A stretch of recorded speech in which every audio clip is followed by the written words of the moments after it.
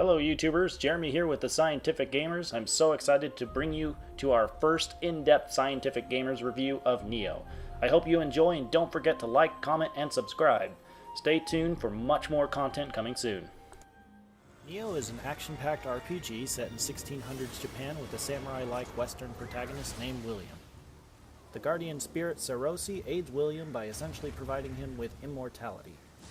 Edward, the antagonist, has his own guardian spirit that he uses to steal Sarosi so that she can lead him to Japan, where the precious material Amarita is found.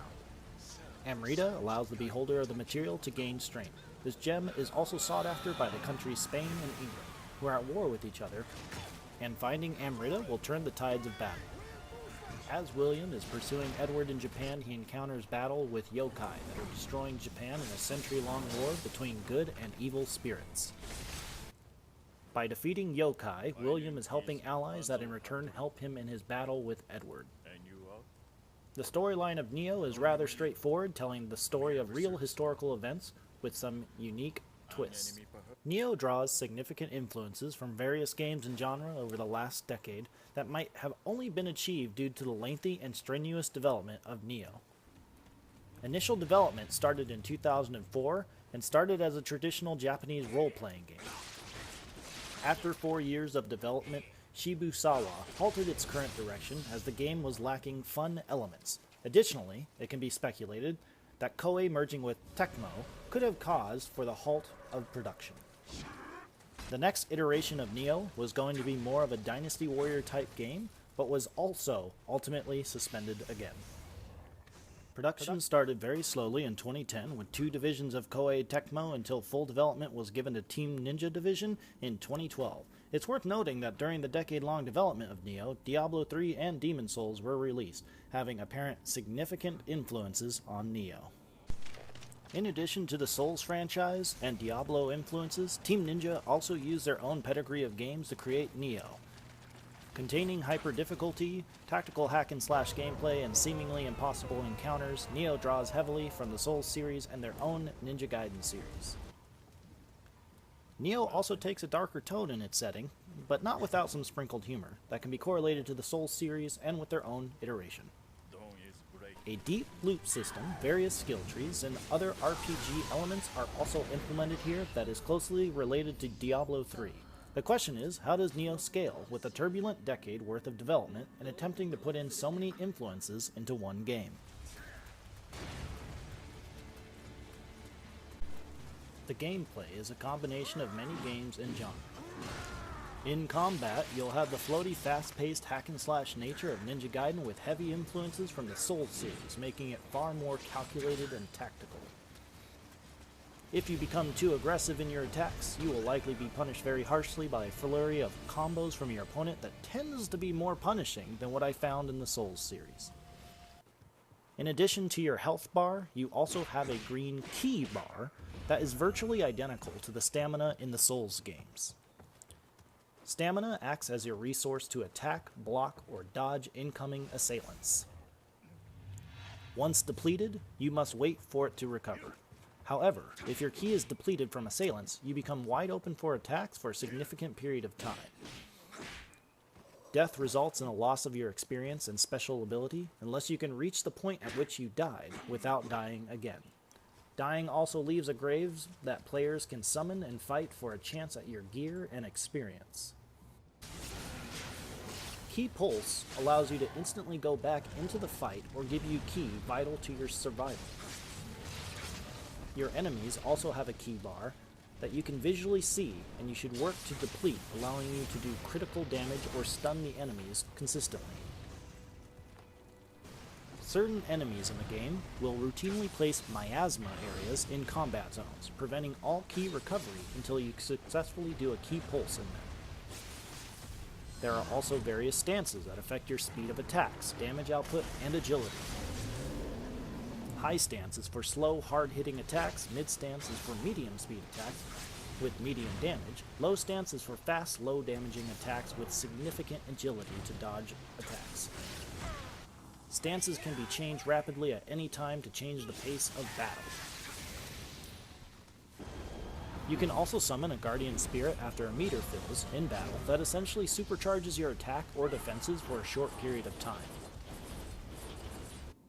Various weapon types will be made available to the player, and each weapon plays differently, much like the Souls series, with a twist.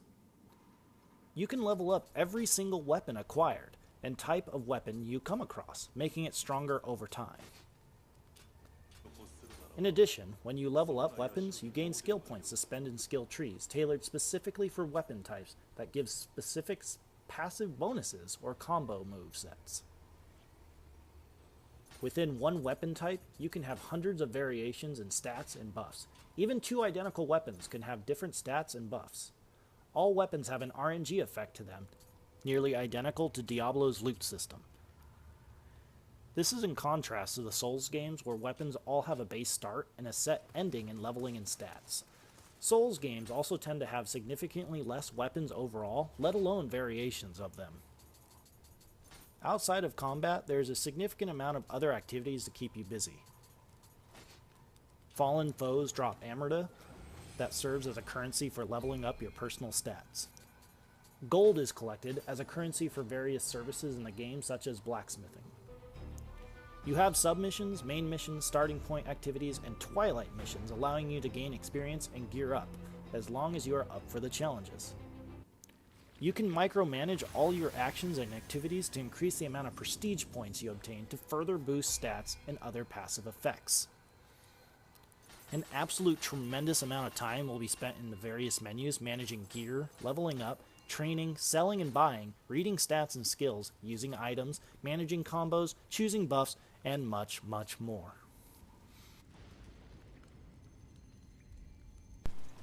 When it comes to combat, Nioh manages to merge the best elements of Ninja Gaiden and the Souls series.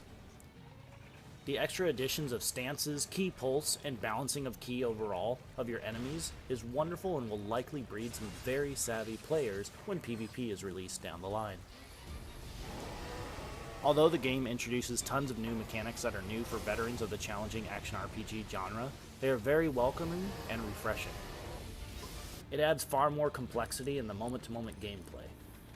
And of the best moments of Nioh are one-on-one duels with bosses, samurai revenants, or just other human bosses. One downside is that after the initial 3 to 5 hours, the difficulty seems to decline, especially after a fight with a harpy-like boss named Hino Enma.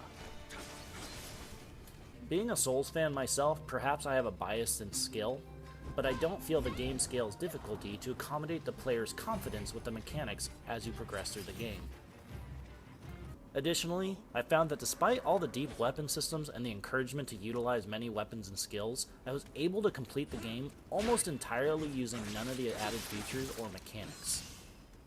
I predominantly only used mid-stance, one weapon type. I never visited the blacksmith or did any extra missions or grinding on the first playthrough. Even when the missions were upwards of 20 levels above my personal level, I had no issue whatsoever completing them. Many times I was able to defeat bosses in one try. That isn't to say that there aren't a few standout bosses later that are very punishing, such as Yuki Onna, but one method of engagement can easily apply to most of the bosses. While all of this may sound dismaying, the truth is it really only applies to the main story missions, but for the masochists out there, submissions, Twilight missions, and New Game Plus offer much higher difficulties. Outside one of the best combat systems to date in the genre, the loot system, which is inspired heavily by Diablo, is absolutely fantastic. Aside from the exhilarating sense of accomplishment you get from finally taking down that one boss that has been kicking your teeth in for hours on end, you will be very well rewarded with a slew of armor and weapon drops of various rarities. Randomized loot can drop from all enemies with a chance of better loot coming from more challenging foes. One potential controversial topic is how completely and utterly overwhelming this game can be in the first few hours. I spent a very long portion of my first few hours just reading and figuring out everything in the menus. This game in no way, shape, or form holds back on throwing you into a ton of deep RPG systems with little to no explanation. This isn't to say, though, that those that are a fan of the genre are absolutely going to love this new edition once they get over the initial learning curve. With that said, newcomers to the genre are going to find extreme difficulty in not only the massive learning curve that comes with the combat systems, but they're also going to have the mild learning curve of leveling, skill trees, prestige, crafting, RNG systems, and much, much more, which is unfortunate because this may be arguably the best version of the action RPG genre to date. Visuals are of the weaker aspects of the game that largely go unnoticed due to the stellar gameplay. Of the 3 options to play the game in, the only mode you should ever play this game in is action mode for the stable 60 frames per second, period. However, lighting and sound and music overall is absolutely great in this game. Similar to the visuals, the story is lacking a little bit. I couldn't really tell you what's going on in the story past a bad guy stole something of mine and we're going after him to get it back. Additionally, it doesn't help that some of the micro storytelling happens in missions while you're fighting enemies and traversing the game. This usually wouldn't be an issue, however, the dialogue is in Japanese, and in the heat of battle, you can't really stop to read it. That said, the dialogue isn't worth halting gameplay most of the time anyways.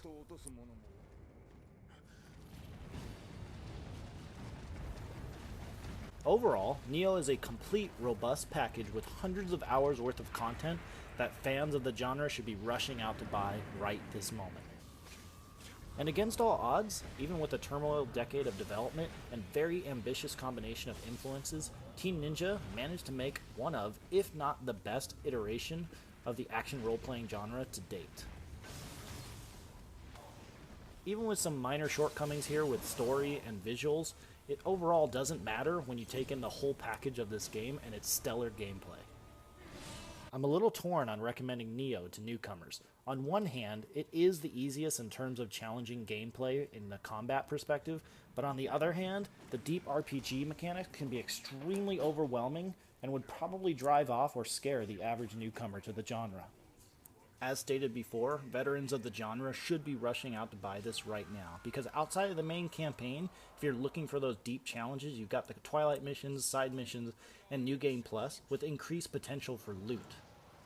Additionally, individuals that love modifying and experimenting with their characters' abilities, gears, and stats will find a seemingly infinite amount of options to tinker with in one of the deepest RPG systems to date. Nioh is an ambitious, content-packed game that manages to brilliantly homogenize and enhance the best elements of several influences that will no doubt pave the way for future projects in the genre. Hey YouTubers, I'm so happy to have finally wrapped up our first full-blown scientific review. If you enjoyed what you watched, please like, comment, and subscribe. We have a bunch of new content coming your way soon, don't miss out.